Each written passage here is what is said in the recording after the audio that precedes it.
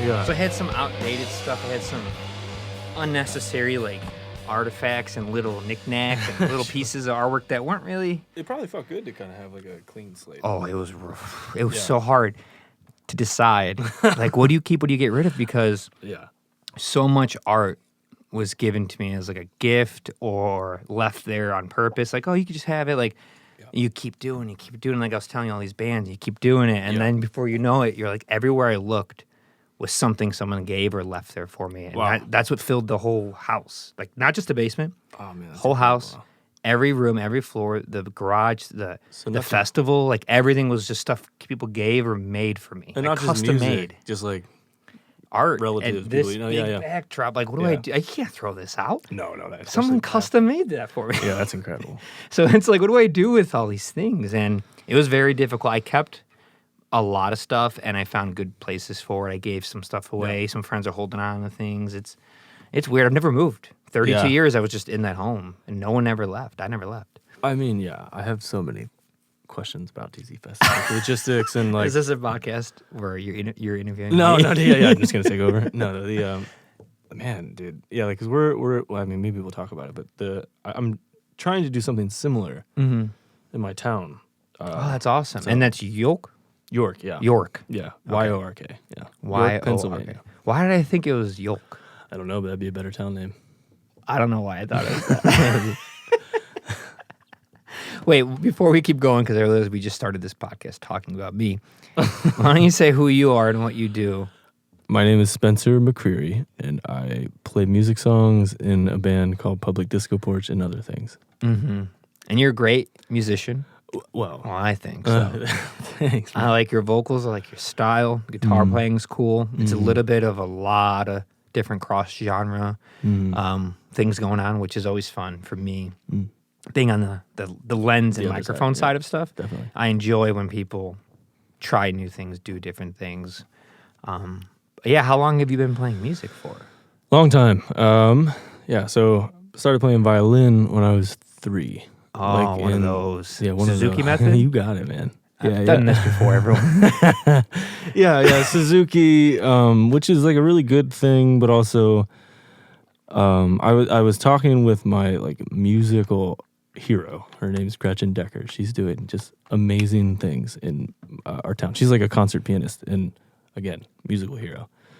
But we were talking about that a little bit in that, like, while it's a really good thing and like there should be this longevity of life that you have with music, like it's kind of like a we've been drawing up this beautiful graph. It's like a y-axis that then has babies should be singing music songs when they're like 3, right? Or playing violin or learning how to zip and step. Like that's all good stuff. Or like singing in like Native American song circles and like drumming and all that kind of stuff. It's all good to get when you're so small.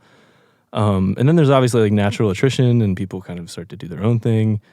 But there's like a place where you can kind of capture people with jazz music, rock music, folk music, whatever it might be. There's other interests outside of just traditional, zip step, play your gavotte and, allegro and that kind of stuff, like as perfectly as you possibly can. That method kind of like shuffles the prodigy kids up to the front. And then that's like how you keep playing music, right? That was my kind of natural attrition as I was going along this like traditional music path, got to college and then realized, I kind of want to play basketball and not study music all the time. Very different. But where they cross over, because I played a lot of basketball. That's my best sport. We bonded over this. We have. You see my James Harden shoes everywhere. I've been rocking these, my new studio shoes. Because I bought them, and then I busted my knee. I did a slight tear again on my left knee, which I've done like countless times. That's why I don't play anymore in any meaningful way. I might shoot around, but I'm afraid to jump. Okay. With force. Because I used to have a very, very good vertical for a 5', 10-ish person.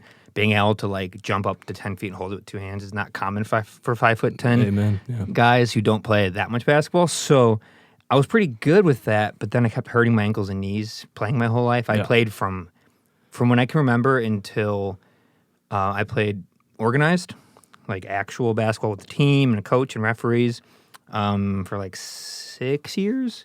And then I played street ball from parks to driveways to the actual streets from birth to probably 24, 25.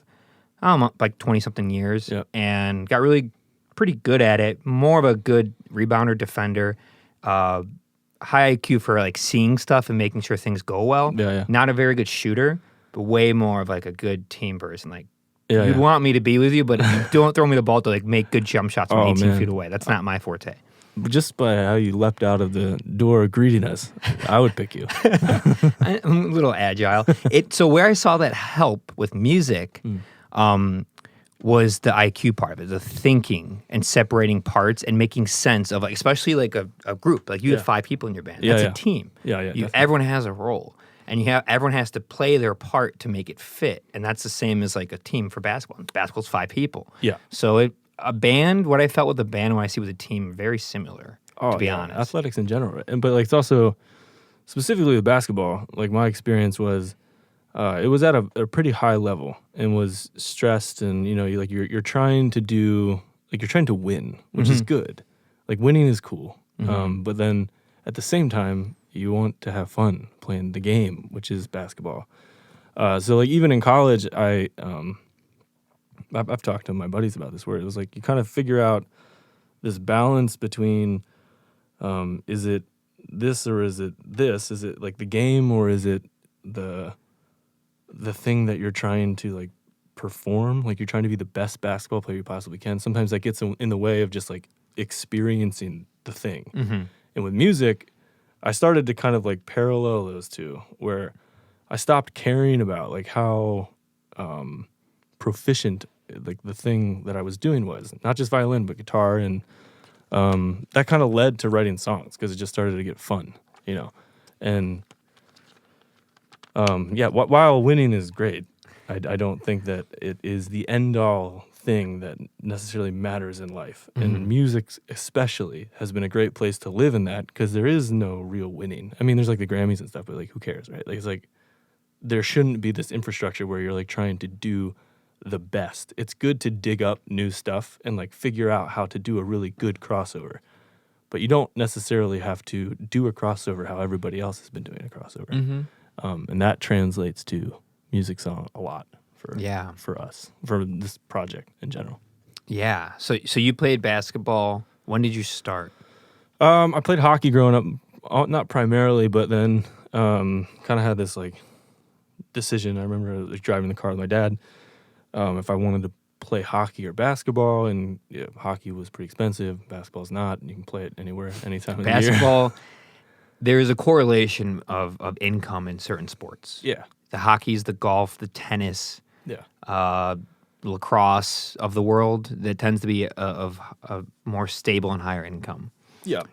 For all the obvious reasons. It costs a lot for the gear. Yeah. And ice time, all that.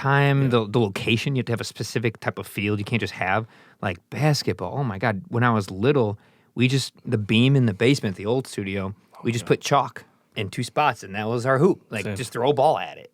Like you don't need anything to play basketball. Me and my brother shattered so many light bulbs in my grandparents' basement, just like, going one-on-one as hard as you possibly can.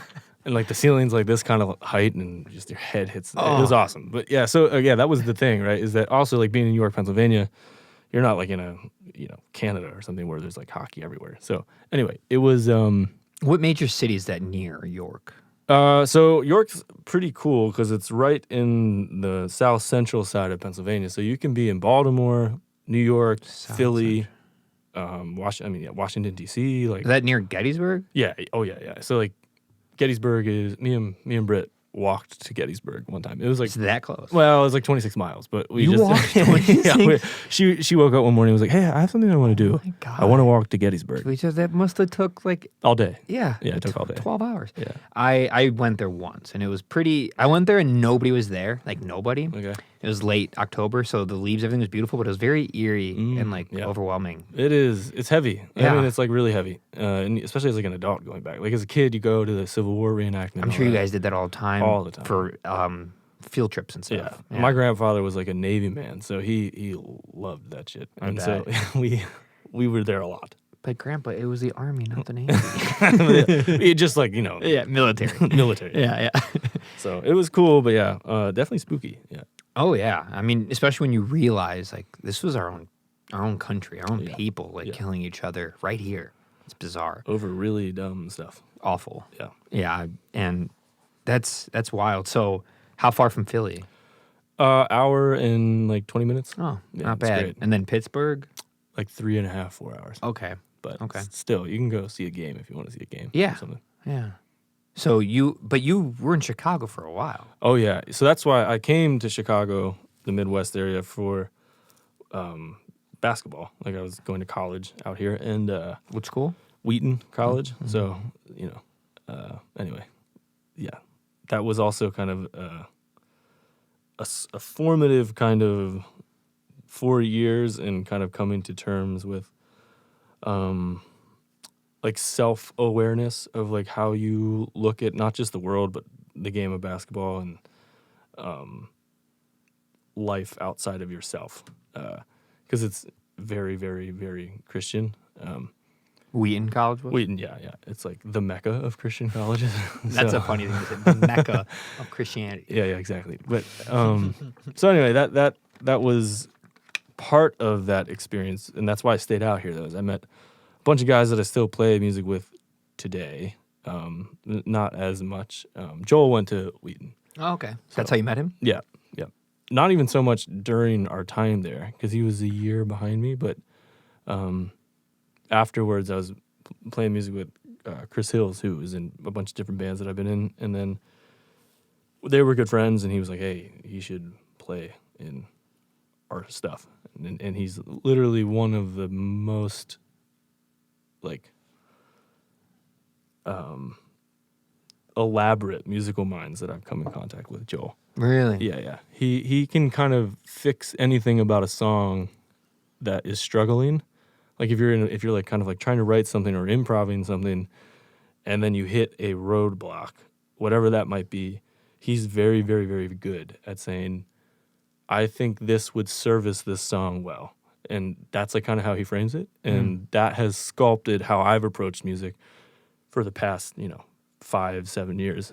He's not only my best friend, but also one of the more heavier musical influences in my life. Yeah.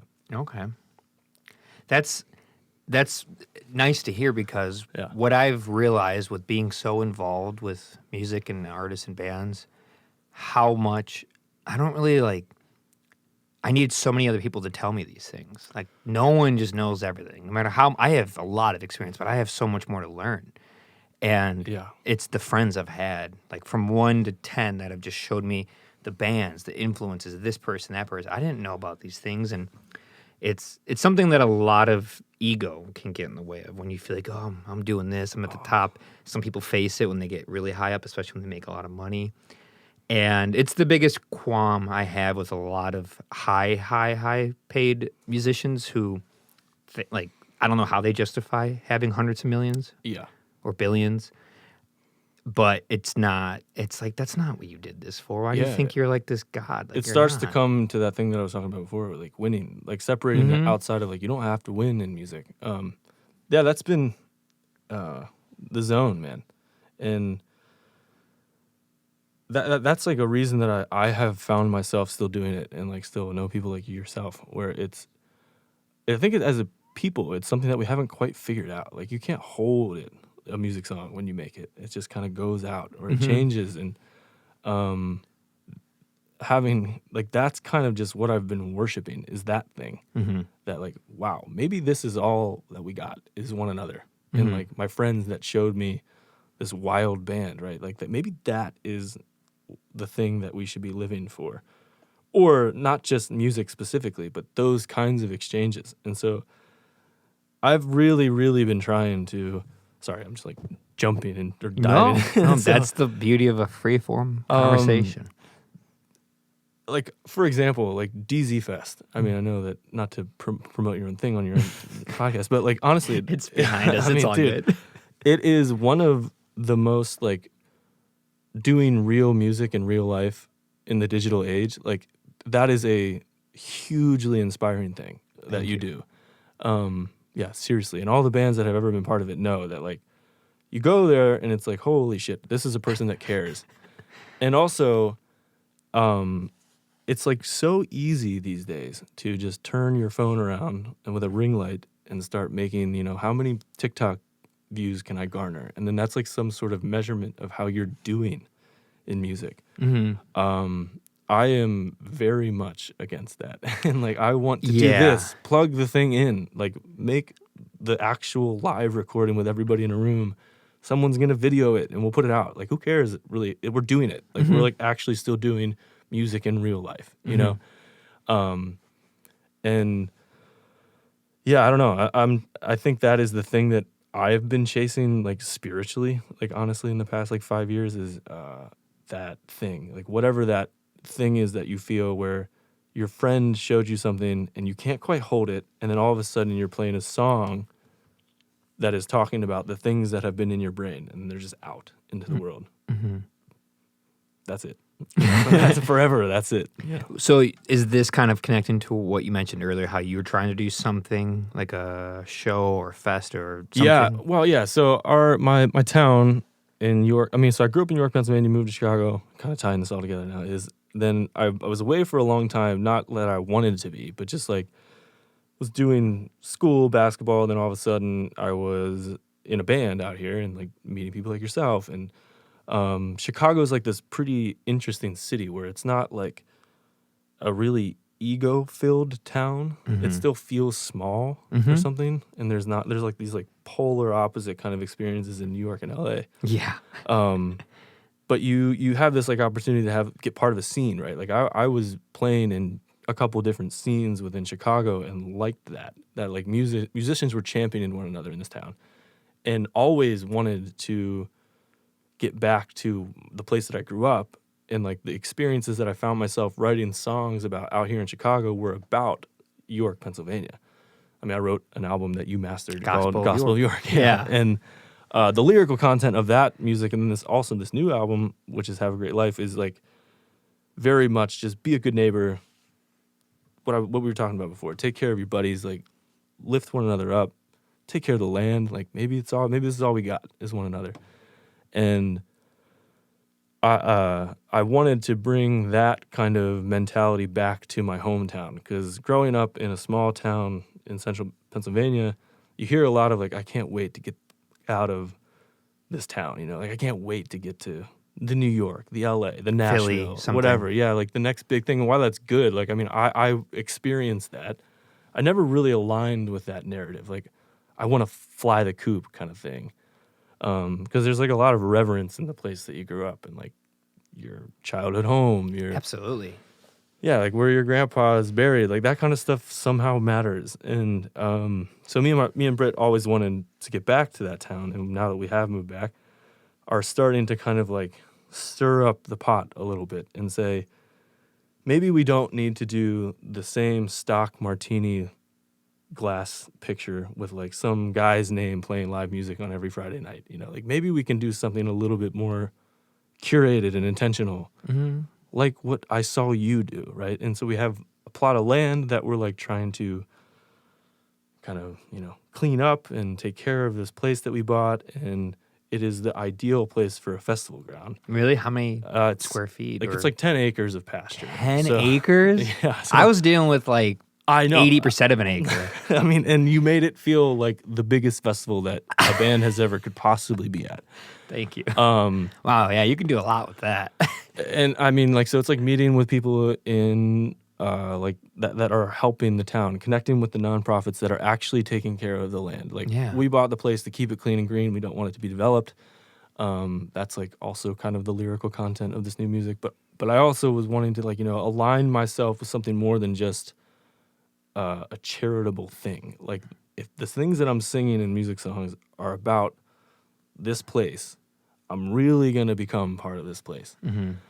So all the stuff that I learned from, these people that I knew out here, experiences like TZ Fest and the Oak Park music scene, specifically like the Friendly Taps, the Fitzgeralds, the out of space kind of venues that we played at and kind of like learned how to make songs. I'm kind of like taking back to the place that I lived and hoping to show that like, you can still make music in real life and people will care. You don't have to just be on your phone singing another TikTok cover. Yeah, the TikTok thing is interesting because Part of me agrees with you completely. The 32-year-old in me, almost 33. How old are you? 31. So we're almost the same age. When will you be 32? August 26th. So I'm a young 31. So okay, so Mid I'll be 31. 33 in December. So I'm almost 2 years older than you. Of the era between 30 plus, Yep. TikTok and Instagram Reels and Twitter and a lot of these things, mostly TikTok, seem very strange and confusing and foreign and odd. But I realize, aside from it being strangely invasive, that app, and odd, they all are. And they all are doing weird stuff. So like everything else, just like Instagram, YouTube, Facebook, Twitter, anything like that, Tumblr, any of the social media related apps, it's just a tool and it's part of the job. I do think some people get way too carried away with it. Yeah. And for very bad reasons. I see what it's doing to a lot of kids. And the only reason why I know more about it now and am more related to it is I've seen a lot more artists are using it, bands, but mostly my students. I have a lot of students in that sweet spot of that 18 to 22. So TikTok, and then a lot of bands are using it because it's just another place you might make it. A band that you can't 100% say they made it through TikTok, but 99% of why they got big through TikTok is Beach Bunny, which is right there. And they're now internationally known, 7.3 million streams per month on Spotify played. Yeah. Jimmy Fallon, Jimmy Kimmel, Rolling Stones magazine, Lollapalooza, Riot Fest, Coachella, Bonnaroo, you name it. All of that. Yeah. And it's because of TikTok, because they blew up on TikTok. Their video went viral. People made a bunch of covers. It got hundreds of thousands of covers. Yeah. And I don't remember the number. Don't quote me on this, but I think something like 80 million hashtags. Wow. Something crazy. So that worked for them. They're living off playing music right now because of that. Yeah. So there are wild things that can happen from it, but it's like anything else. There's a bell curve, and that's the far exception of the rule. Just like the person that goes, I'm going to drop out of college because Steve Jobs or Mark Zuckerberg or Bill Gates did. It's like you can't use those guys. They dropped out of college because they were trying to build $1 billion tech company. Don't use them as an example. Yeah. You should finish college and just you might make it through TikTok, but don't make it your life because chances of you making it, literally living off an income of doing your art from TikTok is very low. Right. It's possible. Still do it, but don't spend your life on it. Make the thing and put it on there and get out of there and see what happens. But there are people who do well with it. It's confusing. I don't know what to do about it because you can't deny it. You can't hide it because that's what a lot of older people have done throughout time. Those kids and they missed the boat. So you don't want to be the person who misses the boat. I guess that's true. I don't want to sound crotchety or something. No, and, I'm the same way. Trust me. I'm always oh my god, this TikTok thing is crazy. I guess as a technologist and that's true. You know a little bit more about economist. Wait, let's talk about that so people can have better understanding of why you have a little bit of validity in what you're saying right now because you do technology.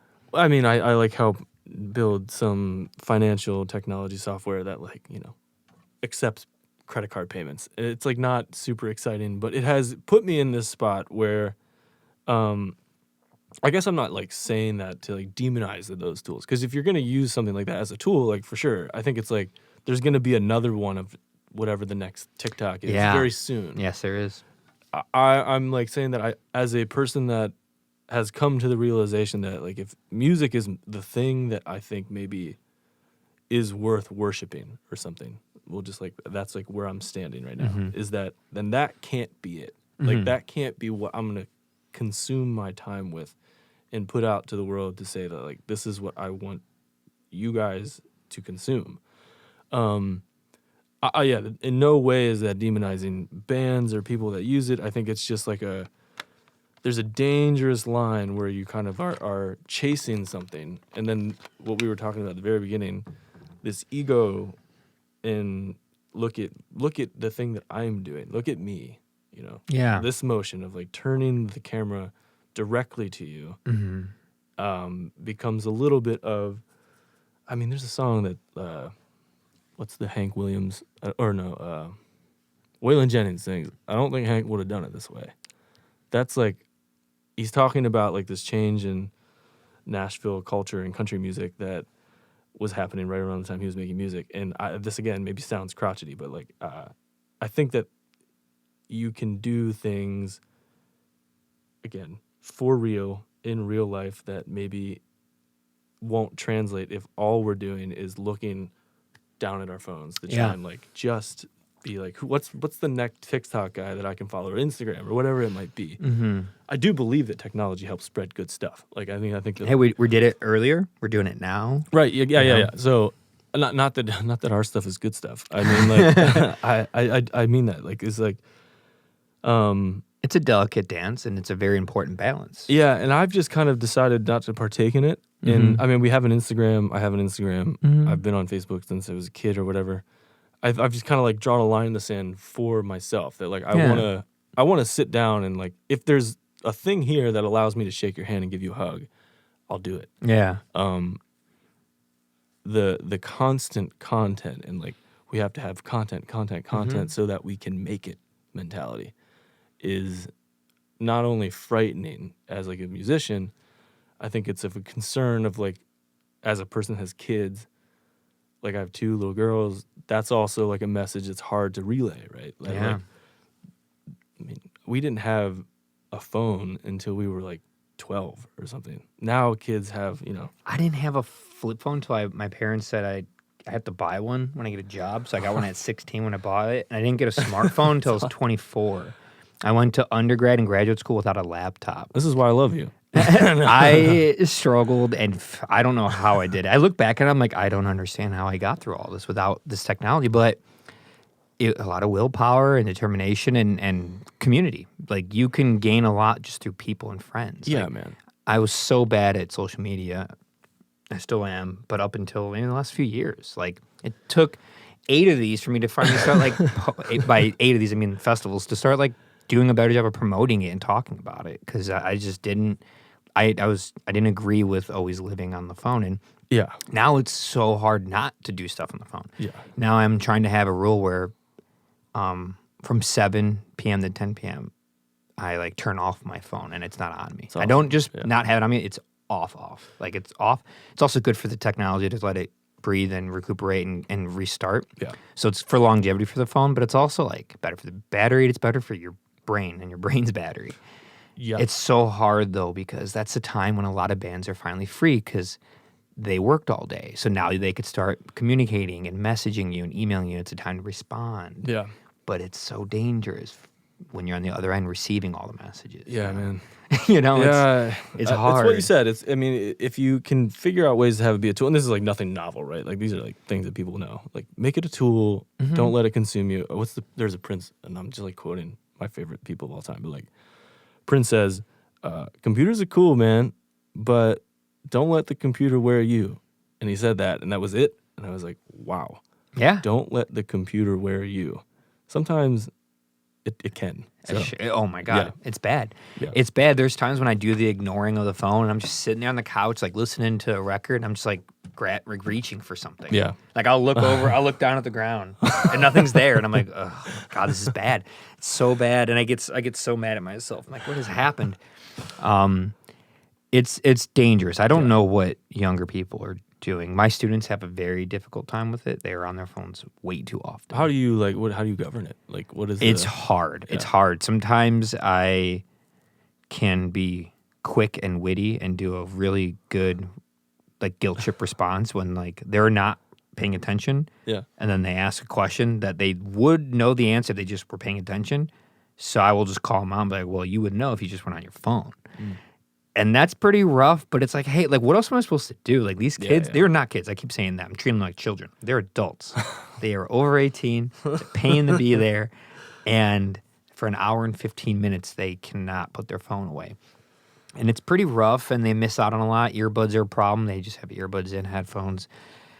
It's hard. It's hard. I say something, I definitely take away, like, participation, critique points, things like that. But then at a certain point, you get a little broke in as a person, and you go, well, they're paying me here, that's on them if they're not taking the knowledge. And the saddest part is some people will get through college and they'll get by on C's and B's, but they have earbuds in and on their phone all the time. And when they do have that degree, and I think they're all hot and mighty, they didn't take in much information, so they're kind of a useless degree holder. Oh, wow. When they go out into the world. You know what I'm saying? Yeah. Where like now they have the degree, but like they don't know what's going on. They don't know the information. They can't apply it to anything, and they won't get a good job. Or if they do get one, if they can find their way to sneaking into one by kind of lying about what they know, eventually people will find out like, oh, you actually don't know what you're doing. Didn't you go to school for this stuff? Yeah, and it's sad. I know it sounds brutal, but it's real. Wow. It's very real. It's very real. You have to try your best to learn stuff and not put that front up, no matter what it is. Yeah, I feel like, man, and I guess just to like kind of cap it off to what I was saying, like in that, I feel like we're lucky in our generation that we had it enough or like didn't necessarily grow up with it immersed into our experience as a person, but had to kind of figure out how to do like, me and Britt were just talking that like email was literally like chatting your cousins and like chatting your friends and then like immediately being like, oh, I used to write you letters. Now we're just going to like send email. So it became the tool, right? And even like photography, like you take a picture on a digital camera, you still have to like put it onto a computer and figure out how to make it look good. Yeah. Or how you see it in your brain. You're using the thing as a tool. Audio equipment is a tool. And even though you're on the computer, you start to learn these skills, which I think we just kind of like fell into at the right time. And like, again, I'm not like trying to demonize anybody that like is finding themselves in these situations. I think with this band, it was more of a like, if I'm really saying that if this is my experience with music and this is how I'm going to make it as like make music, if on a computer trying to make it as, you know, real as I can, just actually using amplifiers and tape and all that. But like, I am kind of drawing a line in the sand for myself to say, I want to engage with it as little as possible. But what's your end goal? Do you want to make it and be a full-time musician? No, then you're in a good spot. Yeah. Because if you do, unfortunately, like it is part of the job. It's what I've been learning myself. Because the internet thing is not me. Yeah. Like if anybody knows me, I'm like out in the woods building stuff. Yeah. And I'm out there hiking. I'm out there camping. That's where I grew up. That's what I did for vacations. That's what I did growing up. That's why DC Fest worked. Yeah. Why I was able to put together. I know how to like do stuff with my hands. And that's where I thrive. So to like not do that and live in the city and just like technology, very weird for me. So I just had to train my brain to be like, this is just work. This post is what you have to do to have work. That's all it is. So you just do it once or twice a day, post something. Luckily for me, I have a lot of stuff going on, so it's not hard to find that material to post. I just like to make people happy and laugh, and I think I'm kind of goofy, so I have no problem like posting goofy stuff. But I'm trying to promote people. I love music, art, food, coffee, culture, and I just want people and a to lot be of it is that lifted you up. have this opportunity to shine a light on another band, right? Yeah. So like that was the big thing for me that I have started to really let go of. I mean, I've watched like my friends leave their hometowns to go to Nashville and like kind of like they have to do this thing where it's the job. But you're as the artist, you're turning like one of the reasons that I like recording other bands is because I don't have to worry about the thing on me, like going inward. Yes. But when you're doing your own thing, when it's your own music and like you have to, again, that motion of turning the phone, be like, hey guys, like I made this song, maybe listen to, like I have completely let go of caring about like shining the light on my stupid face. Like I'm trying to put it as on everybody else that's around this project as much as possible. So collaborating with other photographers, videographers, people that are doing like art installations for this show that we're doing in York, Pennsylvania. Like those things have been really energizing for me and aligned to this thing where like I don't have to really think about content being about myself. I can start planning things within the town and make not just the music about the town, but like literally become a champion for other art that's going on around you. And then you start to say like, okay, people will believe in a scene if they see the scene of people lifting one another up. Yes. And man, that feels so good to put on the internet as opposed to here is another song of me playing the guitar, you know, that kind of stuff. Yeah. So that's like where I was going with, you know, the small demonization of technology. I But right now I understand. feel in a really good spot. Like I feel like it's been fun because it's not my job. I have no intention of making it. Like that's not even a goal. Yeah. I only want to be a good neighbor. I want to be a friend. I want to be a really good dad, which husband and dad kind of go in the same category. But Yeah, like family man. yeah, family man. Like yeah, yeah. You seem to be good at all those things, from what I could tell. I mean, introducing your child to this stuff so young and then doing the ear protection. It's the first thing I said. I can't help it. That's great. Like Yeah. to have a kid grow up around music and art and travel and then also like safety. Like these are all things that should be taught to children. Yeah. And you start that young, they don't know what's going on now, but that stuff is embedded. And they'll somehow know it when they're older. I hope so. For real. Yeah, that's the Especially if you just keep doing it. Yeah. You know, they grow up on 10 acres of land around music and a music festival. yeah. What would the fest be called? Not sure yet. Public Disco Fest. Public Disco Fest. I mean, there's lots of like we're like collaborating with a brewery to do like a public disco porter. So like that would be served at this festival. Is that the brewery? No, this is a baseball team from Oh, it from looked our like town. I thought it said IPA. Okay, No. Revolution IPA York. You see what I'm saying? Yeah, that does. Yeah, that sounds like a brewery. But then also, we're doing. Yeah, I don't know. That's a good question. DZ Fest is just great, but I mean, it's so short to the point. it's fast. It's short. Yeah. And You can say it like as you're flying by, like if you like yelled at someone out of a car, they would still know what it is. Trust me, I've gotten a lot of those. I'd like in the forest on a hike, like what the heck, coming echoing through the trees. It's happened. It is fast and quick. Yeah, I mean, a fest is what I've learned is fests vary tremendously from.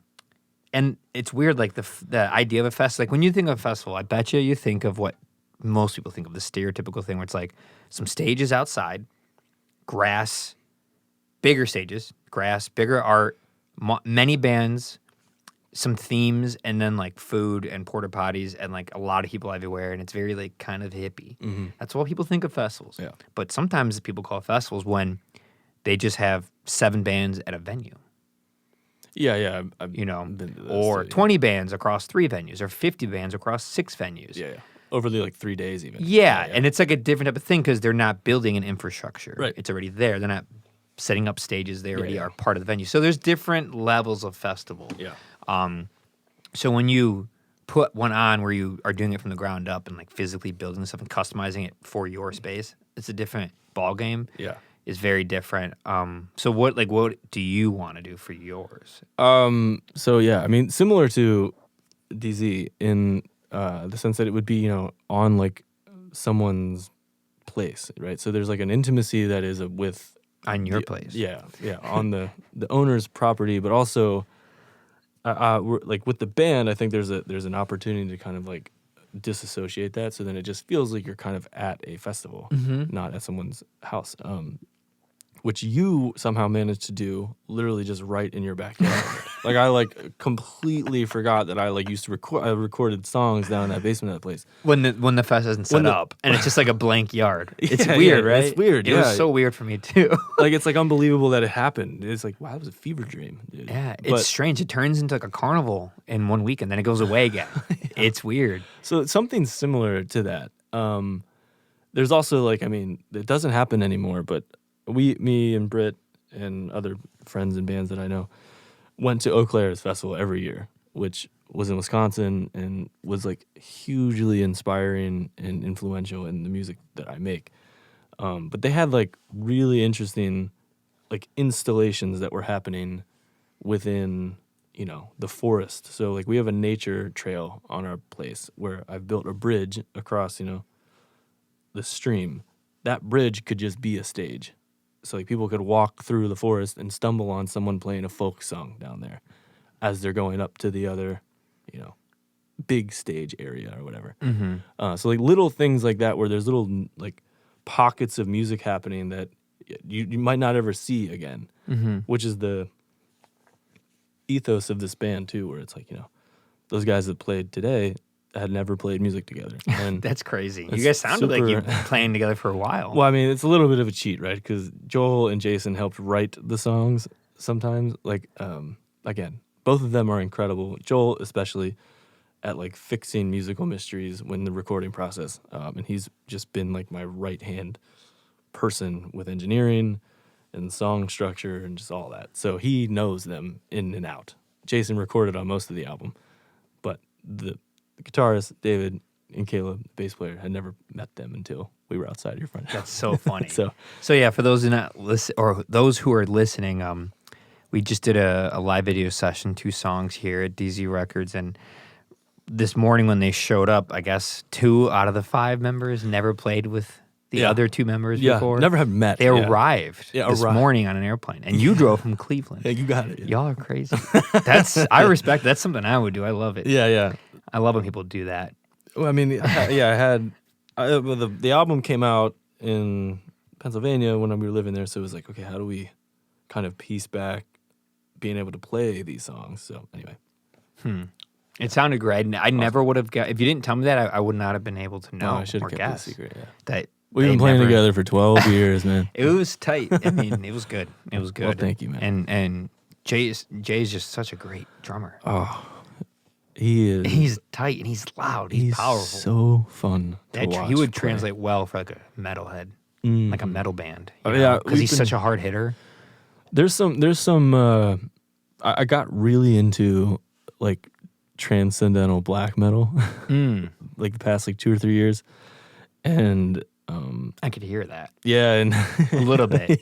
Not too much. It's not like your drop. and there's a couple B. songs. Yeah, I put one song in drop C just because I was like, That's you know cool. what? I've never just like kicked. I never kicked a song in the teeth, and I wanted to try. It's fun, right? Yeah, it's awesome. Love me that. I've done a couple songs. The lowest I've gone is B, That's and pretty it's low. gnarly. Yeah, I was using like a Strings are just. I was using like a G string from a bass, for that low nice. B, and it was gnarly. It's fun. It's so low that it's just it's fun.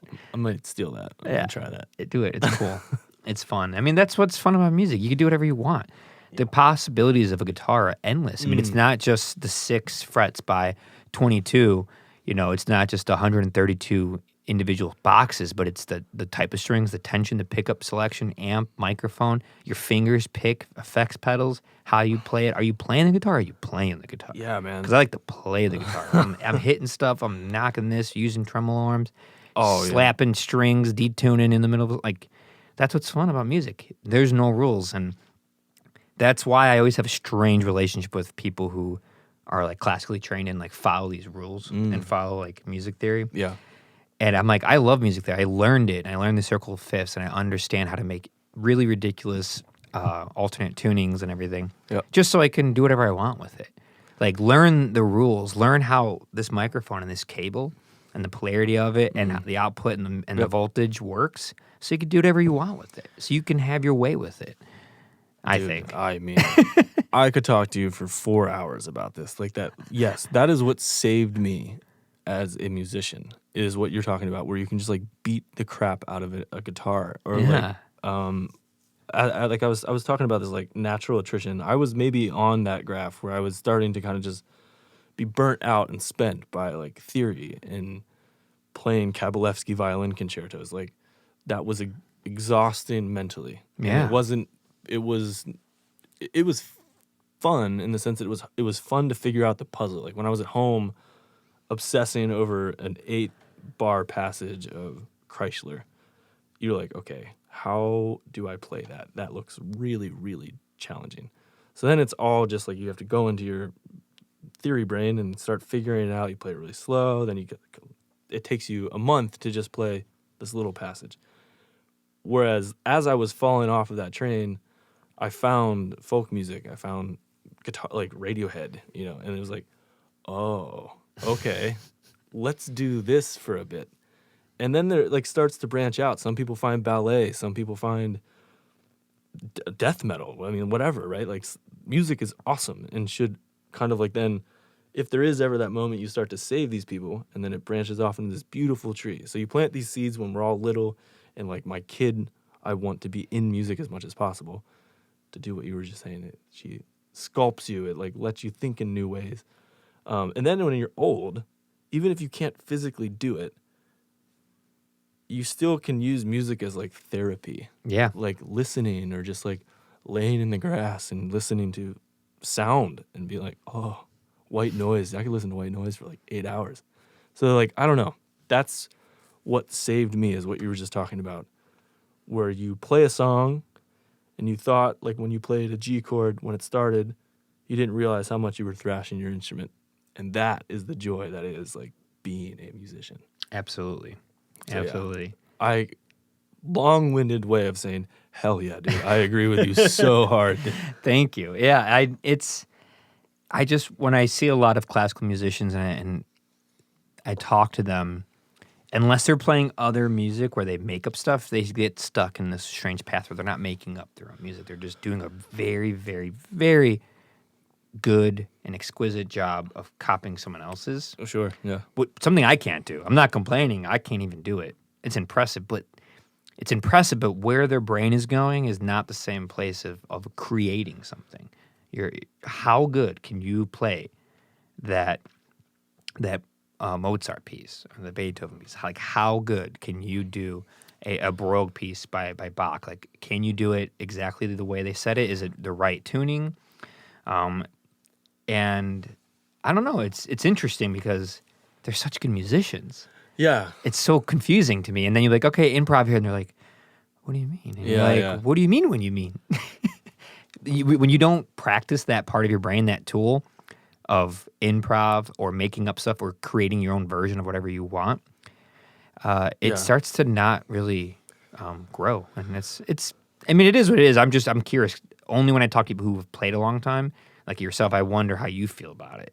Not dissing it. I'm just curious when I meet people who do it. I think I have much respect for it. There's probably, where there's like, I think probably the most beautiful example of like of a person that is practicing those things and trying to do the creative part is someone like Chris Thiele, like in Punch Brothers. Do you know this band? Mm-mm. So he's this mandolin player that is a monster, and he's just like plays and I mean he's taken like all of the Bach sonatas and played them on the mandolin, which transitioning like an instrument to, I mean, it's the same tune as a violin, so that part of it isn't so exciting or something, but like how he approaches his instrument is also, this like very classically, traditionally trained performer, but also has these like side projects with Yo-Yo Ma where they're like playing, counterpoint metering, almost like rock songs on a cello and mandolin. So, like, there's those examples, right? But I do agree that, like, the norm is, again, part of this thing in traditional music in that kind of world where you're just playing your cello piece or your violin piece in high school and throughout school. There is that thing of, like, how good did you score on your Mozart concerto piece? And, like, that feels too close to the game of like winning and caring about like how much you want to win the basketball game. Right. While that's good, that can't be all there is, no. Especially with music, right? And so I think, we lose some people where you get burnt out, you get disinterested in like how many times can I possibly play Mozart pieces, So I mean, it's interesting, and I fell into it, right? Like, I would agree that I feel most like a musician when I'm in that like zone where you're playing with people that you maybe have never played this song before, and it forces you to do something that you've never done on your instrument. Like David was just talking about this on the way out. He was like, I've never played the songs like that before. And I was like, that's good. Yeah. And your brain goes into a space where you're not really thinking about what you're playing. You're not like thinking about like, I'm playing a G, F, A sharp, or B flat, G, like that stuff isn't going on in your brain. You're literally just responding to your instrument. Yeah. That's where I want to live. And it's a shame that we lose really good musicians to the system or something that is like, how good did you perform your Mozart piece? Well, you got a B- kind of thing. Like, this person won the concerto competition. Here's $200. That kind of stuff is like not toxic, but discouraging to music as a whole, I think. So another long-winded way of saying I agree. Yeah, I mean, how did you find yourself getting out of that. If you grow up with it since 3, it's part of your life. You probably don't know life before violin. Yeah, I don't. Yeah, I mean, which I'm thankful for. Like that, I am thankful for, right? That like, the discipline of it was there, and you kind of like were forced to really work at becoming a good musician. How I transitioned out of that kind of mindset was songwriting. Like, because I think there's a difference between being a musician first and being a songwriter. Like, there's like a lot of people that are quote unquote trying to make it that start out trying to write songs, and like you figure out how to play a G, A, D, C, F sharp, back to D kind of thing, song structure, that all you kind of care about is like, how am I going to write this to be a song that sounds like the guys that I hear on the radio? Whereas if you're a musician, I mean, maybe those two things are synonymous, but I'm trying to make the point that like, sometimes I think I can identify if someone was musically inclined first before they like started writing songs as a whole. But that's what saved me from not stopping doing music altogether, was this opportunity to take the tools that I had from this to kind of like turn it to this and start writing songs as I was already just responding to being like a musician. Okay. Interesting. Do you think it's different for everyone? You think it's like in you? It's innate? I think so, right? Yeah. Like it sounds cheesy that like, music's in everyone, but I do think that that's true. I think that It definitely is, but it varies. You know that person that is monotone, no rhythm recognition, pattern recognition's off. Something's not right. Like they just can't hold a beat, they can't hold a pitch, but they love it. Sometimes. But they love it. Yeah, and then like, you got those freaks that their rhythm is freaky, their metronome, their pitch, their perfect pitch. And I think what proves this is like this perfect rhythm and perfect pitch world. And then we all know the person that like they try to tap to the song, they're just like, yeah, and they're off, and then they try to sing like, and they're just like cracking, and you're like, okay, there's a spectrum of this for everyone, definitely. And that ability to write songs is the same. You can get better, obviously. Yeah. The cool thing about songwriting though is like, you think about someone like John Mouse. Do you know who John Mouse is? Mm-mm. He's a Minnesota songwriter that would, for some people, would probably be very abrasive to listen to. Okay, but that doesn't like discredit his songs. Like he abrasive how? Like just his vocal is a little bit yelly and kind of just like very not monotone, but think like if you put like an 80s record on and it like was a little slowed down, that's kind of John Mouse's music. What kind of 80s record?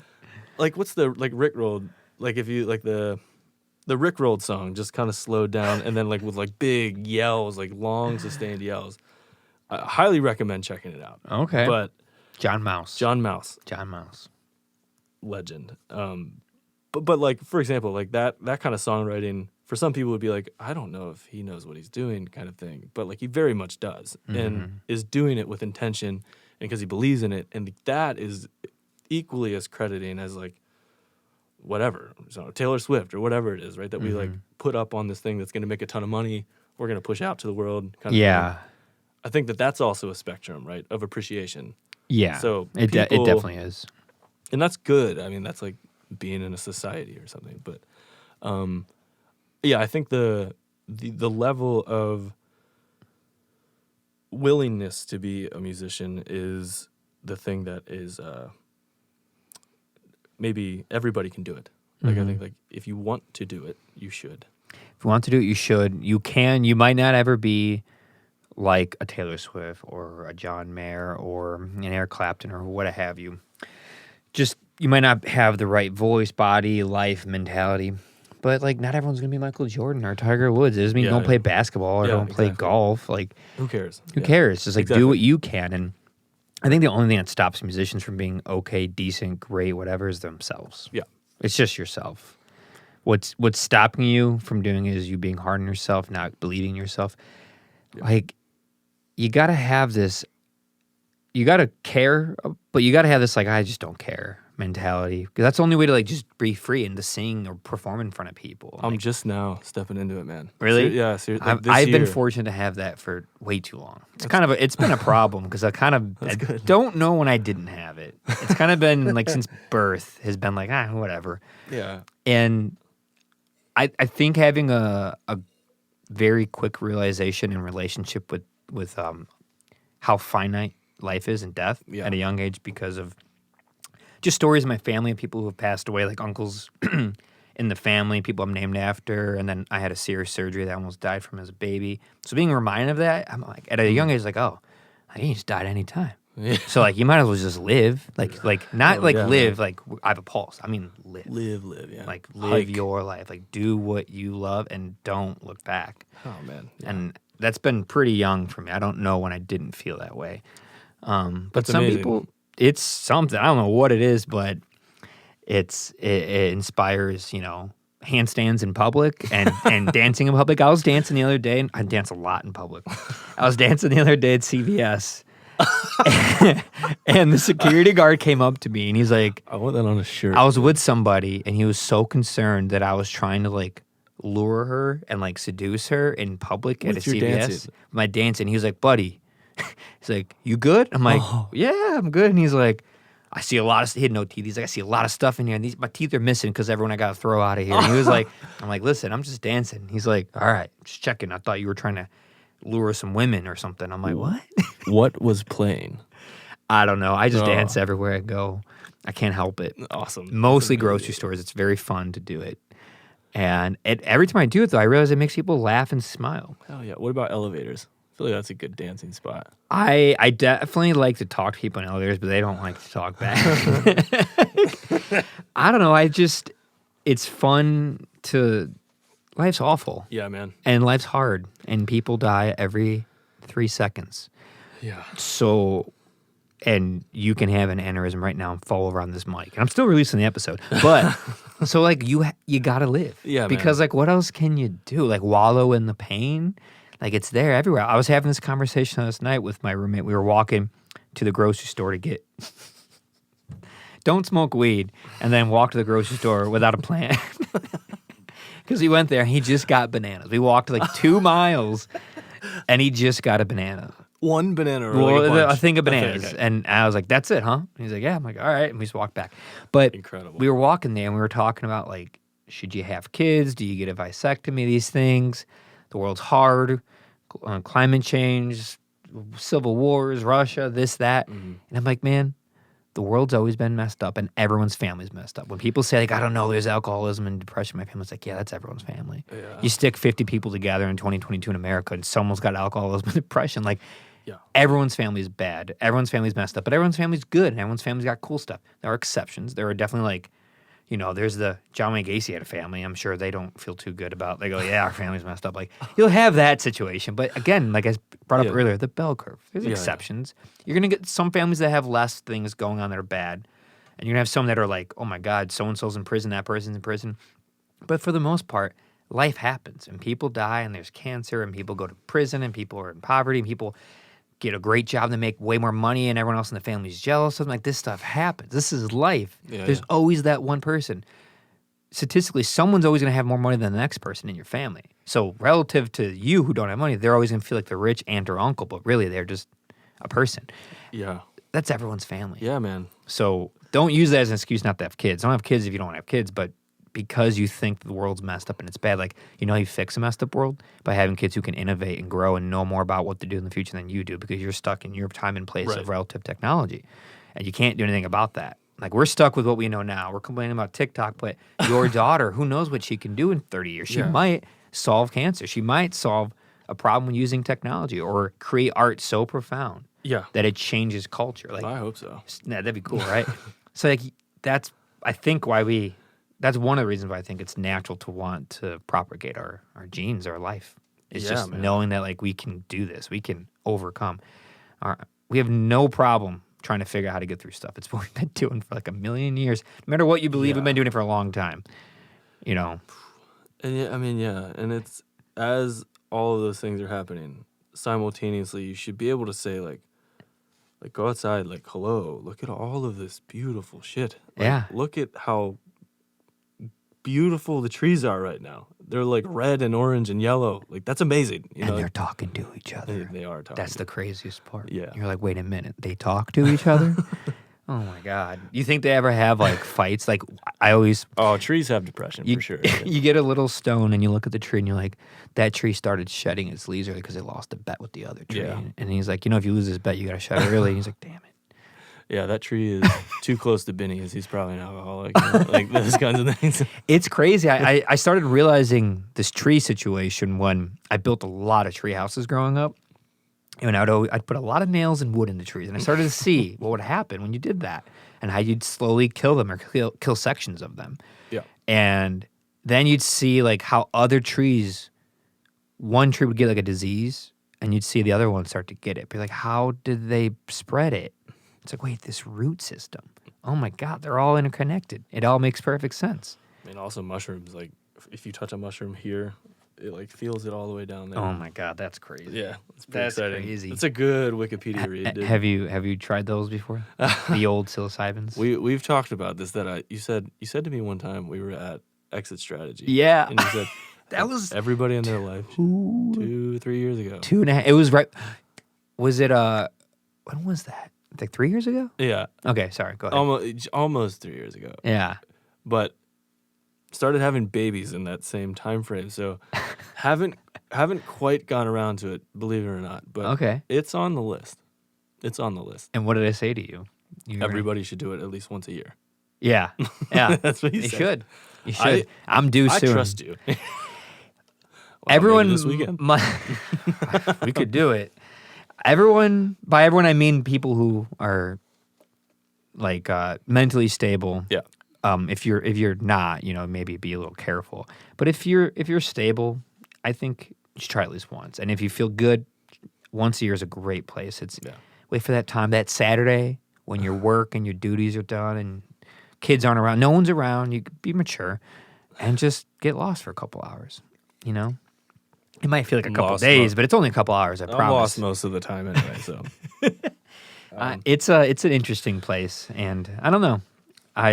Not everyone has to do it, but I recommend people try. Yeah, I'm probably gonna take you up on it. It's just like I do like I'm curious about. I mean, is that where like the name Bending Brains was influenced by? No, that's from the surgery I had because Oh. they were touching my brain. Wow. And then like to bend something like kind of like like go deep, Sure. ask things, go places most people might not Well, go. are we going deep or is this like pretty shallow for this podcast? It depends. Shallow end? So as I've experienced with, We talked about like trees having alcoholism, dude. You know? you sure you haven't done mushrooms? So with podcasts, the ones I've done, I noticed that it depends on the person and the time of day in life and what's going on, but it really depends on the time you are within the podcast. When you got a 4-hour podcast, by the time you get to that 2.5, 3.5 hours, things get deep because you start to get really comfortable with somebody. Definitely. Yeah. And you start to become like such close friends. You're like, you just start opening up. I don't know what it is about this situation. I mean, how often do you sit down at a table with like someone, long form conversation, look in their eyes, and just Yeah. talk for hours?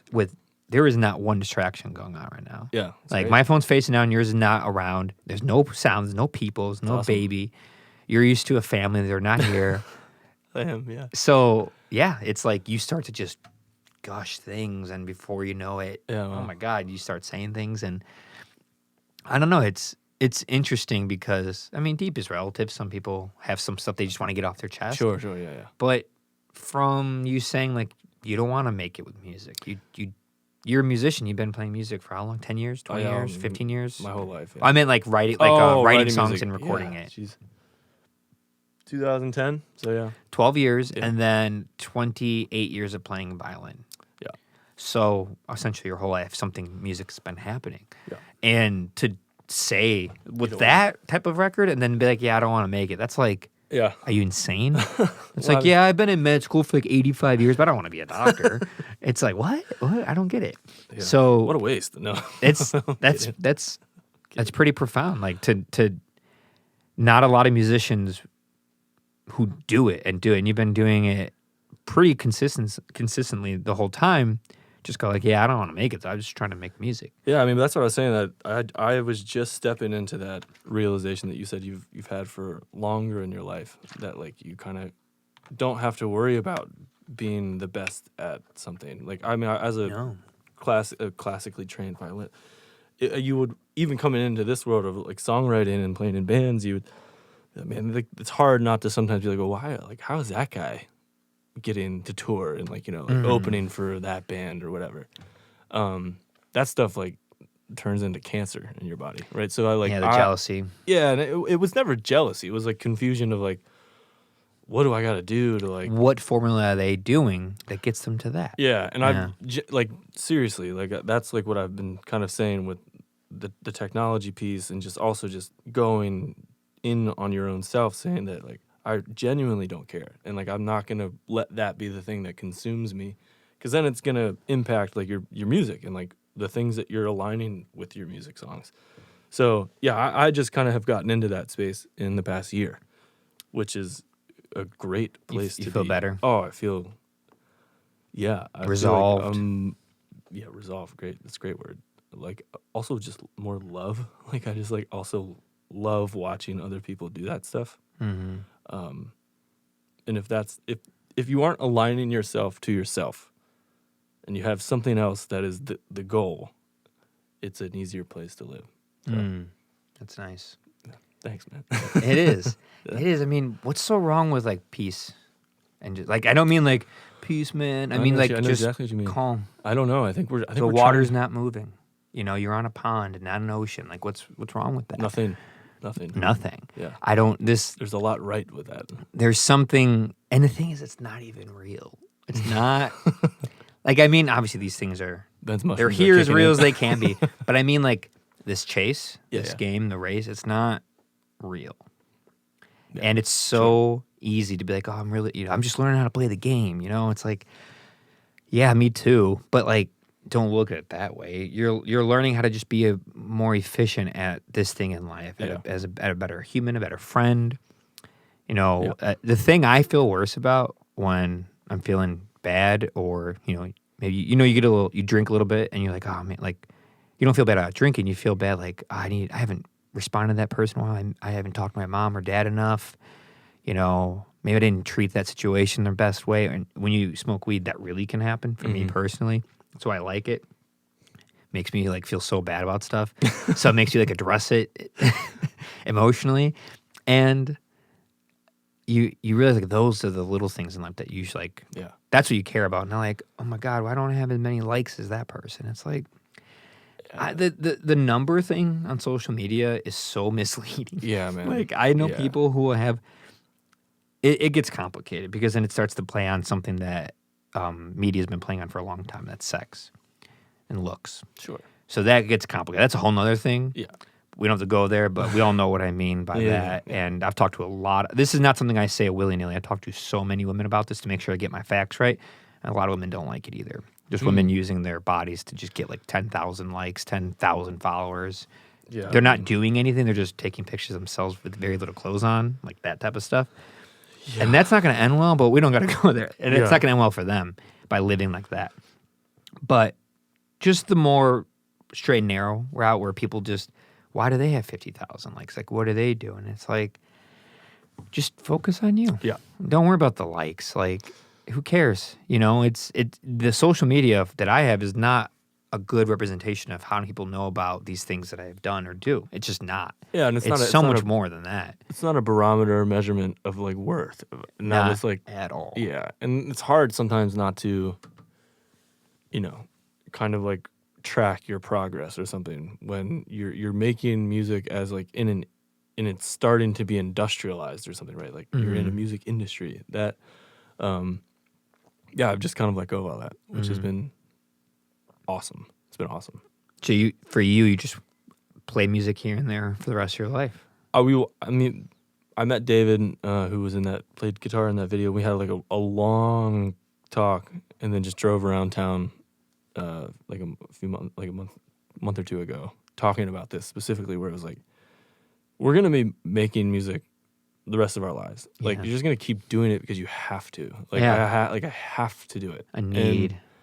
Yeah, and like so if that's what's going to be happening, who cares like about whether it's picked up or I mean whatever the measurement is, right? Like I've kind of just again aligned myself to the things that I'm singing about. Like if I'm inspired by the land and like looking outside of my window and being like, this is the thing that I'm like worshiping right now, is these plains and the trees.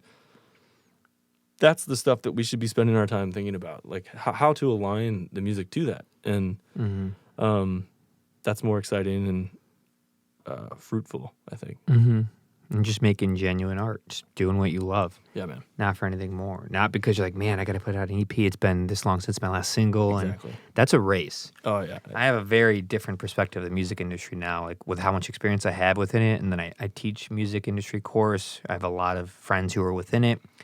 And I've never really wanted to be a professional musician. I've been playing music for quite some time and recording for about 16 years and putting out records for 12 years. And it's like, I don't want to live in a van touring, living off like oats and you know, granola bars. Same, yeah. And sleeping on a rusty floor and like not knowing what the future holds. That's fun. You should, I mean, if you're into that, you should do that for a little bit when you're younger, when you don't have responsibilities, but like you can't, there's no longevity in that. And then working, you know, venues at night and being a stagehand till 3 a.m. and all that. None of that interests me. I want to have the control over it that I have here. That's why it's like, I'm just going to do my own thing and make it work for me. I can't do that. It's not for me. I want sunlight. I want to get up at 7 a.m. every day and get, you know, as much sun as I can in these eyes, which is part of your brain. And, oh man. Yeah, that's incredible. Is that how you've always felt? Is that why you don't want to try to pursue the music industry? Is it just that how abnormal it is? I think getting back, inconsistent. Yeah. I mean, getting back to Pennsylvania, and again, that conversation with David was kind of around like I've always wanted a family. Like I wanted to have kids. A faja. Yeah, and how is it? It is the heaviest thing, but also just so incredibly rad. Right. Like I mean, it seems to be both those things. I've heard that from a lot of people. You have to answer to the hardest questions that you'd ever thought you would be posed with, and but at the same time that like forces you to look at yourself and not care as much about yourself, because now there's like this person that has all of the questions that you've ever asked and haven't had all the answers to, and you're the guy that's supposed to deliver the answer. You can kind of figure it out together, which is amazing. It's amazing. Do you ever wonder about those parents that kind of like aren't parents to their kids? Do you ever wonder, like, do you ever fathom, like, how is this possible? What do you think it is that makes that? Do you think it's just mental health problems and addiction and stuff? Yeah, it's like heartbreaking. Do you think, I mean...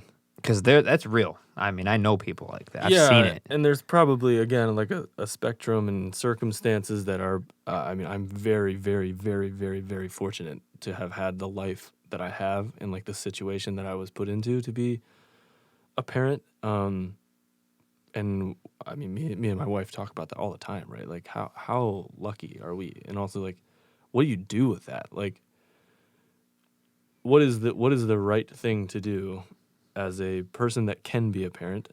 How do you be the best parent possible? It's inevitable that you're gonna get frustrated with your kid. It's inevitable that you have like tiffs and stuff, but it is like a realization that there are people out there that either like fiscally can't do that, or also, you know, emotionally can't, mentally can't. And I mean, candidly, I try not to like fill my brain with that because it's hard, man. It's like heartbreaking, you know?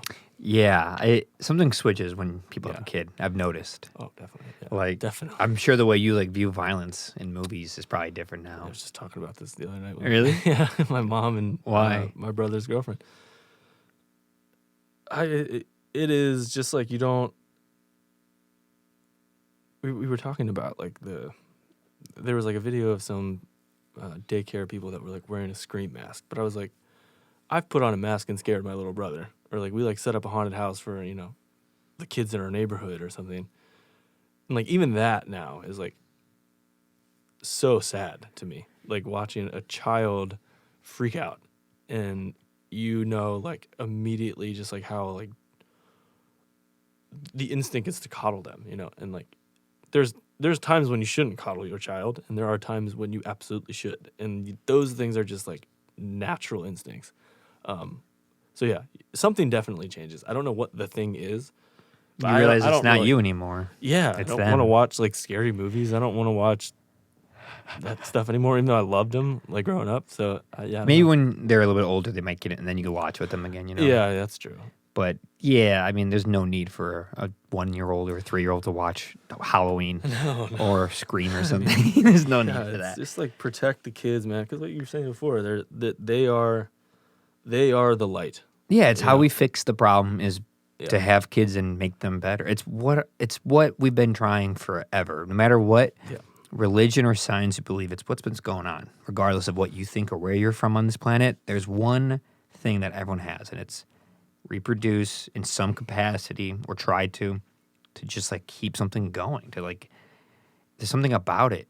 And I like that we'll never know the answer. I don't know why people seek it. You're not going to find it. Yeah. You can't find it. That's the only reason why we have anything, is because we'll know. Maybe with music. No, kidding. It's a beautiful thing. I think music's remarkable, because to think like if we are descendants of other primates, other apes and monkeys of the past, if we are, and somehow we conjured up like melody and rhythm and just kept fine-tuning it and fine-tuning over like a long time. Yeah. And it's very natural because it's the same way we speak, the cadences we have in our voice, language, pitch, and pattern. It's how we chunk. Our brain is very good at chunking. That's why our numbers, social security numbers, cell phone numbers, telephone numbers, credit card numbers are all in 3s and 4s. That's why most time signatures are variations of 3s and 4s. There's a thing. We love 2s and the exponents of 2s and doing things in 2s, and I'm a big 7 guy, dude. Well, guess what 7 is? 4 and 3 or 3 and 4. There we go. Yeah, true.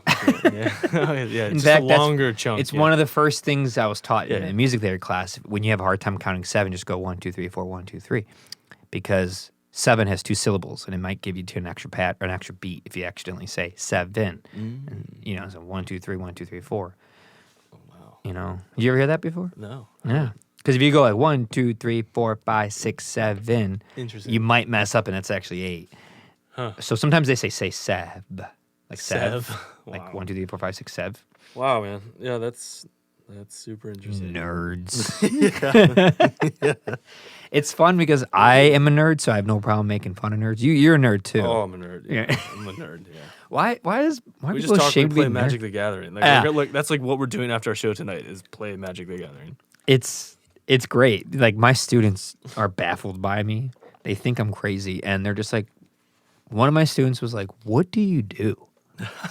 I'm like, "What do you mean? Like, what do you do for fun? Like, you don't do this, you don't play video games." They're like, "What do you do?" I'm like, what do you mean what I do? Like, I do a ton of stuff. I just don't play video games anymore. I just don't have the time for it right now. Yeah. Maybe one day I will, but right now I just don't. And you do, because you're younger and you're just not doing what I do. Yep. But they just couldn't comprehend it. Like, you don't play video games, you don't play board games, you don't do that. I'm like, I am just filling my day up with other things, Like, they might be playing a video game now. I'm talking to you, someone from York, Pennsylvania. Like, that's what I'm doing on my Friday at, whatever time it is, 2 o'clock or something. What a dream. It is a dream. It's great. I sometimes, it comes with effort and a cost, but I sometimes am so grateful. I'm like, yeah, this is, why wouldn't I fill this unique time that I have personally with like really fun and unique things? Yeah. Why would I just be like, well, most of my friends are working till like 3, 4, 5 today on a Friday, right? Sometimes people get out early on a Friday. Why wouldn't I feel this fortunate few hours I have on a day to like do important things to me, things that help me grow, And it's not about money, because money isn't there when you're living life. When you're talking to your kid and like trying to teach them about life, money's somewhat important, but what's more important is being able to talk to them and have life lessons and have experiences and tell them about this thing and that thing. And I learned that from talking to people. Yeah. The most important thing is to listen. It's the best education is listening, by far. From your parents to friends to colleagues and to traditional colleges to a podcast. I think that's why podcasts are unbelievably popular right now and have been for like 5-10 years. Yeah. It's because people are just listening. People talk. You're just listening. Wow. You're just gaining knowledge, just listening. And you're hearing really what's going on in the in-betweens of every industry and every part of society, men, women, LGBTQ communities, everything. You're hearing it now. Yeah. We didn't have that before. Yeah. I don't blame our parents sometimes when they're like a little not quite hip with what's going on this planet. Yeah. Because like they missed the boat. They didn't grow up with this access to information. They can kind of learn, but they don't even know where to begin. It's intimidating when you like, my dad does not have a smartphone. His flip phone's in the sock drawer most of the time. He doesn't know what like technology is beyond like 1990. And to like teach him everything that you and I know about all this stuff, how do you even navigate an iPhone and like do all the little things you can do with it? Oh, just talk to it, screen grab it, then send this there, and then you can send a link to this, and you can turn off the notifications for that app and now that app and put it over there, and you grab it and you hold it and it starts dancing and you shift it over to that spot. He would be like, "What did you just say to me? Yeah. I don't know what you just said to me." Yeah. So like I give most elderly people a pass on like when they're just like, when they just only know what like Tucker Carlson says. It's like, what do you expect? Like, especially when they grew up in the 60s and they didn't go to school. It's like, what do you think they're gonna know? Like, come on. Like, don't be mean. Like, Yeah. just don't worry. Your kids are gonna roll their eyes at you too. They're gonna be on talking about this new app and how it does this and how it's connected to your brain. You can control it by touching your ear, and you're just like, what are you talking about? Yeah. I play guitar. And they're like, guitar?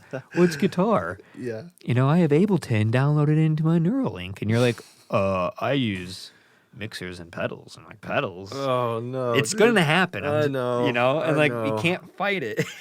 Ah. And they're going to be like, my 16K iPhone. You're like, 16K? I remember when they had 4K. Dude, my iPhone still has one camera on it, which I'm like pretty proud about. I need to get the new iPhone. Mine is really, it's 3 years old, and I beat it to hell because I use it for like work all day, and it's just not, it's not doing too well. It's slow. Things happen. It like shuts off randomly, and apps just crash on it, and you're like, what the heck? Yeah. Why? So being more in technology, how do you feel about the obsolete technology when they just deliberately engineer something to like not last beyond X amount of updates for software updates, and it's kind of on purpose. It's not kind. It is on purpose. How do you feel about that?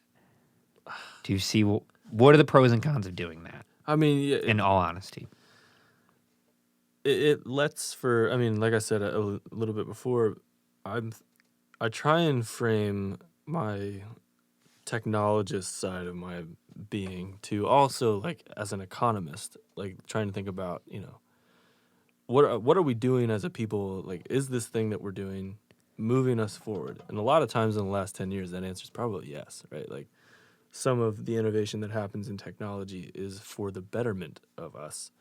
I think a little bit when you like cap that initially, where it's like, okay, we're gonna let this be a good thing for 7 iOS updates, it becomes a little bit too sharky for the humanist technologist side of me. But I understand as an economist for, like a particular market, like you never know how a market's going to change. If it's an iPhone, if it's a fintech software, the next 2 years is going to look way different than the last 6 months, Yeah. So like that kind of scale is you have to account for when you're building these things and projecting these things. I mean, I get it. So like I'm kind of indifferent in the sense that I get it. I understand. I know that it exists. Maybe do you wish it wasn't as expensive as it is? Oh yeah, I mean that's why I have an iPhone that only has one camera on it. Like I'm gonna like ride it out. Like and maybe the people who so what makes it so bad is not the price. It's the price coupled with how we get the materials and who's putting it together. And if it's that much money, then why are they paid the way they are in China or Africa where they mine it, in China where they assemble it? But then the people in San Francisco where they ship it out from Silicon Valley are making, everyone there's the lowest person gets paid $150,000. So specifically like Apple as this example. Like Apple's in this example, but there's Google and there's Amazon and there's Facebook or Meta and there's all these things. And there's Huawei in China. There's a lot of companies. And it's just tied to brand awareness and like that you as an Apple user, like once you use Apple, you've very rarely will you go use an Android phone. I'm screwed. Yeah, exactly. My phone, tablet, iPhone, iMac, earbuds, So I'm or saying, iPods. like, all of that stuff was kind of engineered over like a probably 10-year plan, where it was like, these products are rolled out in a way that make you an Apple user or force you to kind of like be comfortable with the operating software within an Android phone. That's just the way it goes, I guess. That's the only thing that bugs me. Yeah. If I knew that it was $1,300, but it was made by people who get paid, $23 an hour in a warehouse to do the work. Yeah. And it's that type of job, and it could be a career job, and they get insurance. I'd be like, okay, I get it. But when they're not nothing's even close to what I just said. I'm like, this is why, and like, it's why I don't complain about it. It's why I don't feel the need to post about it. It's like I feel like a moron posting about this on the device I'm complaining about.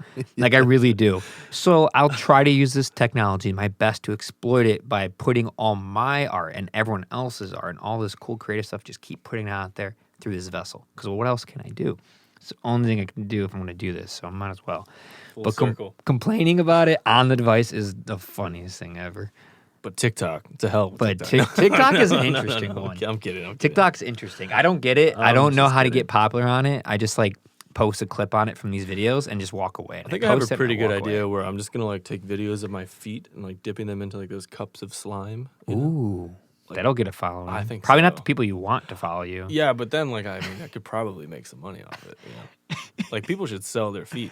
What people do on TikTok to get views it's crazy. It's crazy. Yeah.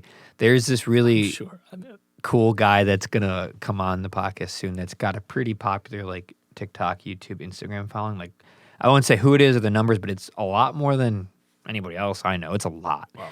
But he's a musician from Chicago, and he hit me up because he likes these videos. He wants to do like a session, but I was like, I want to be on the podcast. So I can't wait to talk to him about it because he has a lot, like hundreds of thousands. Wow. And I'm like, and he's young. He's young. He's a young guy, but it's all music-based stuff. That's why it's cool. It's like he makes it's all comedy and music, and it's really funny, but he's a really good musician. He does everything himself, like one-man band stuff. And I'm just so curious, like, what is it like to like tap into that algorithm? He found it, and he's like doing it, and those videos get millions of views each video. And I'm just like, how? I can't imagine that. God bless him. I'm so fascinated because like I don't get it. Like it just doesn't do that for me. Like I don't even seek it. When are you talking to? Is it soon? A couple weeks, yeah. Nice.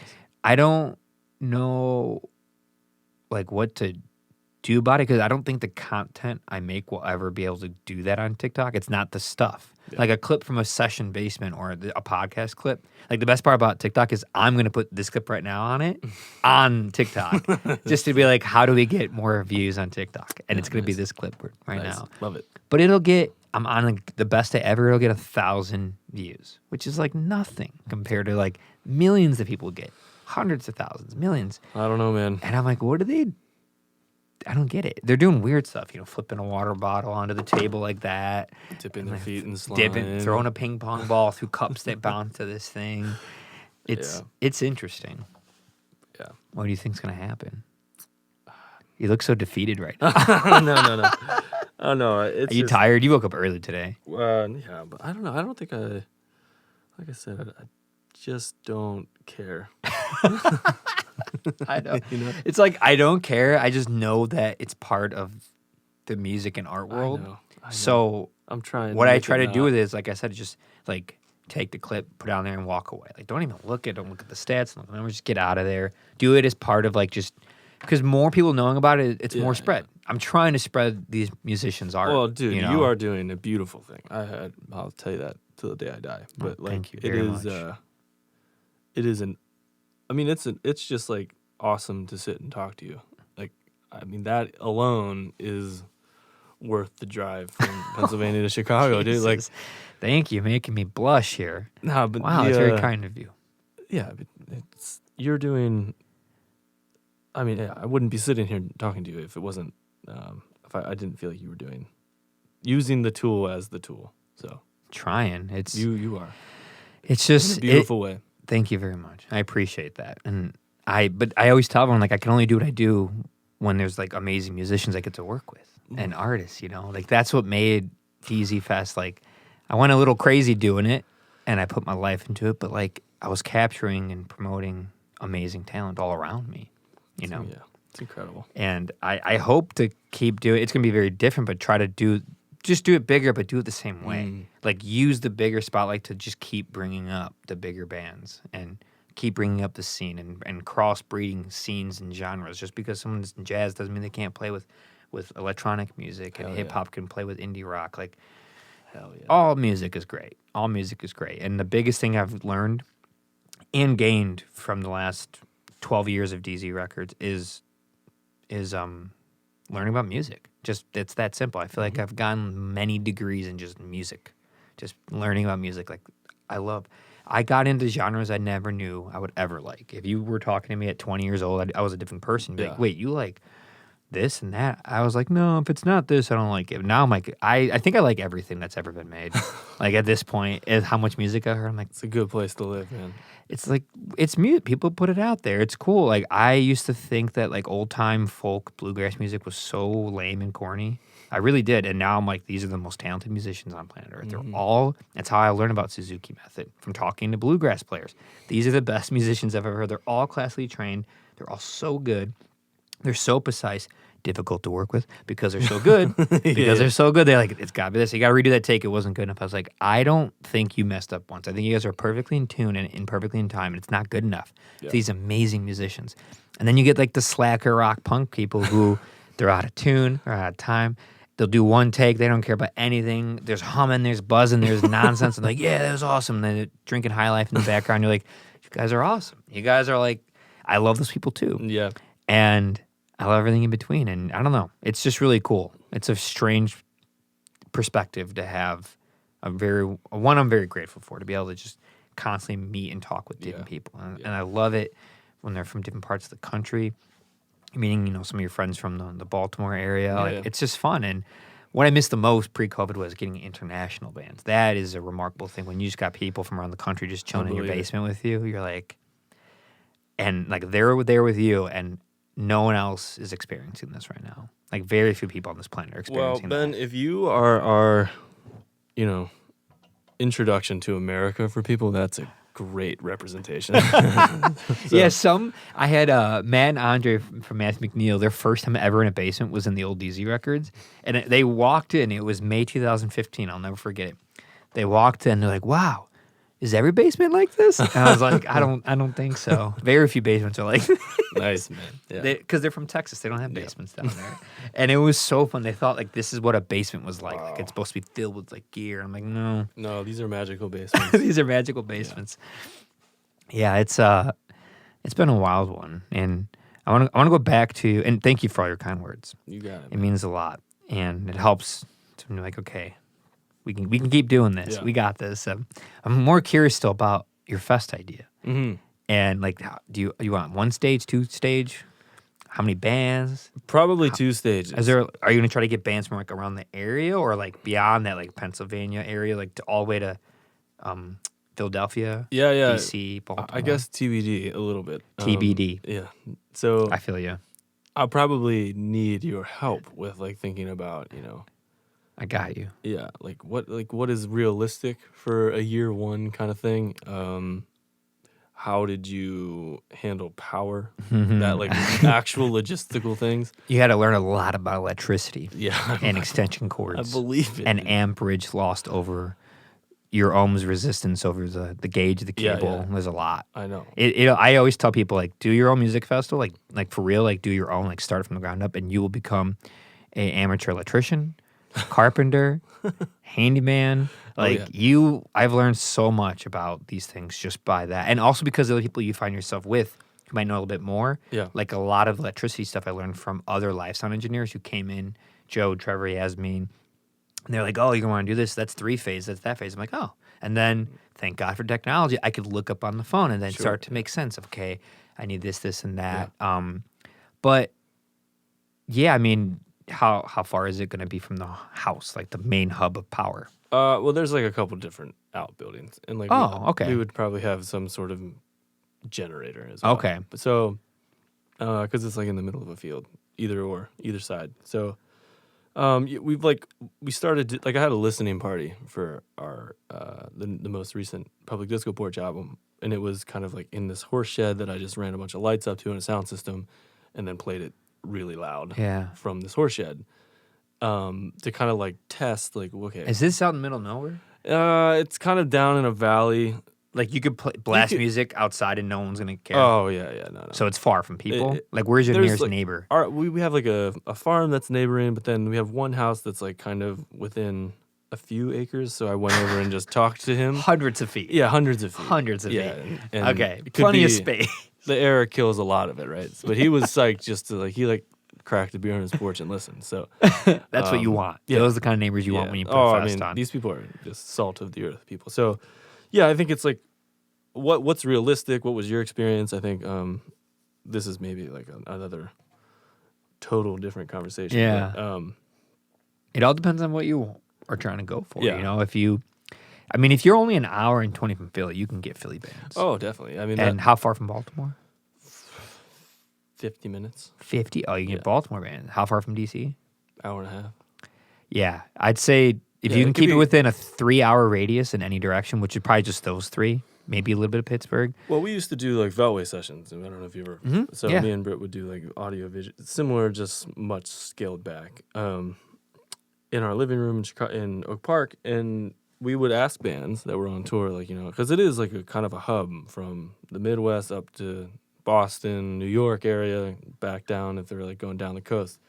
So our town is kind of like right on that route. And what major highway are you near? 83. So like it comes off of, well, there's also like Route 30, and then the turnpike. What major interstate are you near? Like the PA Turnpike runs right into. Okay, that's right into our exit. That's what I've learned. You need to be near an interstate, not just a state highway, but an interstate. You need to be near an interstate. Yeah, so because bands, well, I'll tell you one thing. They didn't grow up well versed in directions. They need their phones. Yeah. And if they find out that it's just too hard from the interstate, like you lose people.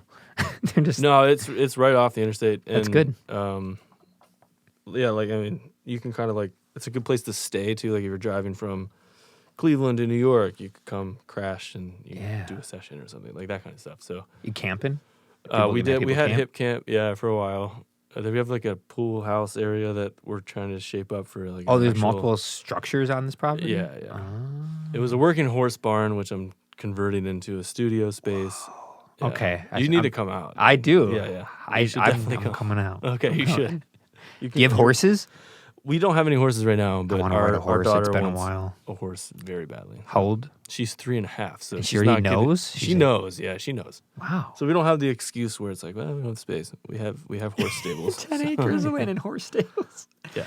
That sounds like a great spot for not just a fest, but like a mini recurring thing, a mini like venues thing where you can do it like one. Like I used to do the intimate evenings once a month, like something like that. Something like. Did you ever play one of those? I feel like you did. Yep. You played with Our Fathers and. Wow, that's Safe Space. It was pink. It was. Are you looking no. Post- I'm looking at it in my brain. Wow, that's unbelievable. Yeah. I could see it now. It was like the pink black splash of an old 50s bathroom. Yeah. Yeah, and it was Public Disco Porch. Wow, Our Fathers. Yep. That was awesome. That was like a. That was a good one.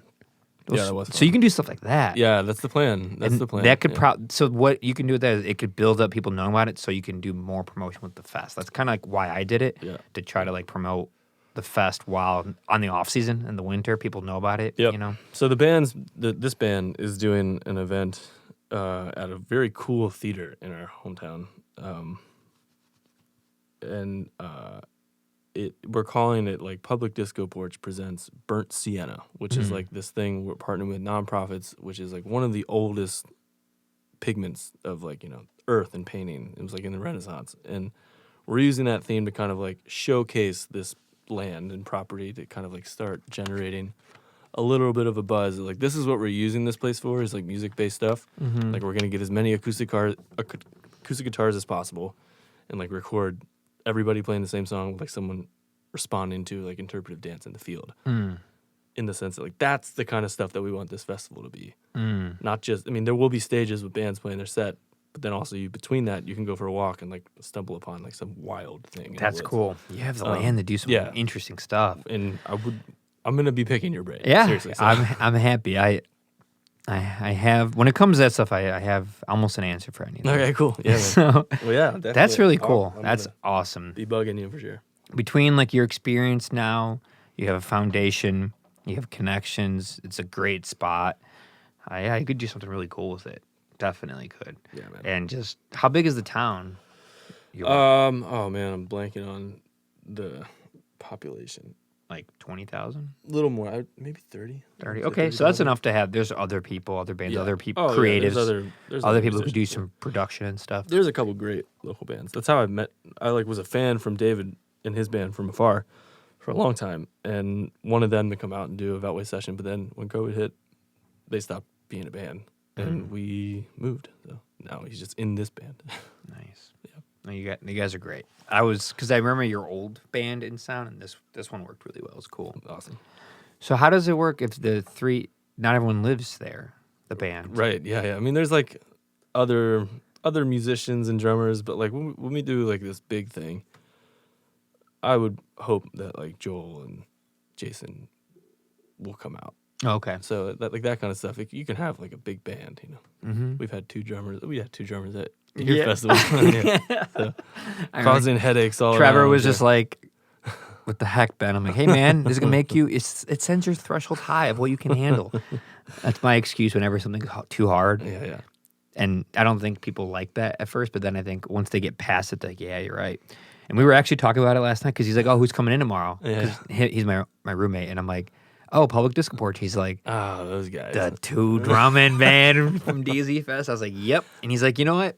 I remember at first I was like frustrated, but then after getting through it, I remember thinking like, oh, you know, I can do a lot more now with my skills of like audio engineering. I didn't realize I can handle this type of situation. Awesome. And I told him, I was like, yeah, that's what I thought the whole time. I was like, I'll just throw it at him. He'll figure it out. And he did. And I was like, see, I knew what you were doing. Yeah. Nice. Anything else you want to talk about, promote, think of? Dude, I just had a blast, man. It's so good to be here. It's been great. It's so good. It's been years since I've seen you because know. of COVID and I you know. moved and life and babies and. Yeah, and I mean, yeah, I've But it's cool that we're like both still doing the thing. Like whatever it is we're doing, both doing it. always will be. I'm never gonna stop. It's too late now. I've invested too much. It's not. There's no end to this one. Amazing. I mean, yeah, and it's like I will. Yeah, I feel lucky to have stumbled upon the thing that you do here, and I mean, we talked about this at that time at Exit Strategy. That like, Yeah. you come across really cool people in music, and then there's sometimes you like stumble across people that you hope that you just kind of keep doing it for forever. Mm-hmm. Joel, Jason, Caleb, David, like these guys are starting to feel that way. You have always felt that way. Wow. Like I just have always kind of been like, I sent people your name to be like, you should go to this festival. You should send your music to this guy to see if you should play. Thank you. Yeah, man. It's very kind of you. And it's not just blown smoke. You are a gem of a human being, and I can't tell you how grateful I am to call you my friend. Thank you, Spencer. I love you, man. Thank you. I love you too. You are a very good person too. I've always enjoyed working with you and hearing your music, Cool. sessions, in meetings, DZ Fest, hanging out, working, like mastering stuff, whatever it is. Yeah, man, we've kind of done it all. We have. And now this is it. And that is The it. This is podcast, the like, last that's one. all I offer. I don't know what else to tell you. Awesome. I offer consulting practices with my firm for putting on music festivals. Well, yeah, exactly. That's You the know, last thing. Is and like, you start a firm, have a secretary. and you just my electrician. Yeah, there you go. That kind of stuff. Thank you Awesome, so man. much for your kind words. And it means a lot. And again, it is the bands and the art that comes my way that gives me the foundation and fuel to keep doing this. Yeah. I only am who I am because of everyone I get to play and work with and hang out with and meet. Don't ever stop. I don't plan on it. Good. So thank you. And you don't ever stop either. And I cannot right. wait to talk more about and figure out this festival with you. I'm happy to help in Oh, any way. yes. In any way. All right, let's do it. Nice, dude. Until next time, thank you. Yeah. Thank you all for listening. Ciao. How's that coconut one? Awesome. It's good, right?